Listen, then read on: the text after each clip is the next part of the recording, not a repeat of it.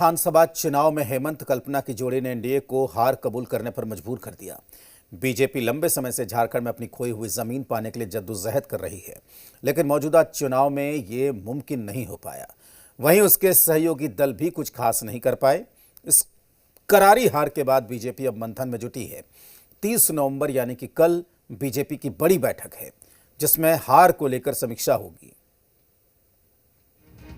झारखंड विधानसभा चुनाव में बीजेपी को उम्मीद के मुताबिक कामयाबी नहीं मिली। चुनाव जीतने के लिए बीजेपी की रणनीतियां फेल साबित हुई। मौजूदा चुनाव में बीजेपी का ग्राफ वर्ष 2019 के विधानसभा चुनाव से भी नीचे चला गया। ऐसे में बीजेपी की रणनीति पर सवाल खड़े हो गए हैं। ऐसे में पार्टी को न सिर्फ करारी हार को कबूल करना पड़ा, बल्कि उसकी समीक्षा करने को भी मजबूर होना पड़ा है। बीजेपी प्रदेश कार्यालय में शनिवार से 2 दिनों की समीक्षा बैठक होगी, जिसमें हार को लेकर गहन मंथन होगा। भारतीय जनता पार्टी की तो अनवरत काम चलता है और संगठनात्मक कार्य जो हैं वो हमारे स्थायी हैं। राजनीतिक पार्टी होने के नाते 5 साल में एक बार चुनाव होता है, उसके बाद जो परिणाम आता है उस पर अच्छा हो या बुरा हो, दोनों ही हालत में उस पर समीक्षा होनी ही चाहिए। तो अभी जो हमारे राष्ट्रीय संगठन मंत्री जी आने वाले हैं, उनका कार्यक्रम बना है।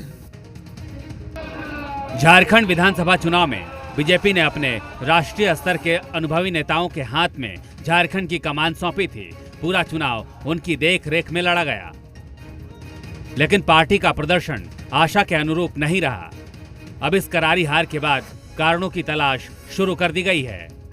ऐसे में विरोधियों को भी बोलने का मौका मिला हुआ है।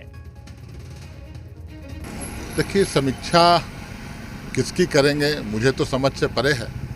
समीक्षा अगर सही मायने में करना है तो 3-4 लोग जो आयातित लोग आए थे ना उड़न खटोले से, उनको सामने बिठाना चाहिए।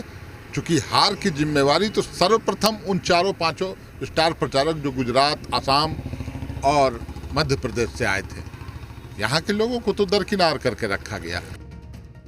बहरहाल झारखंड में बीजेपी की सियासी जमीन को जो नुकसान पहुंचा है, शनिवार से शुरू हो रही बैठक में बीजेपी सिर्फ उस पर मंथन नहीं करेगी, बल्कि आगे की रणनीति भी तय करेगी। कुमार चंदन, जी मीडिया, रांची।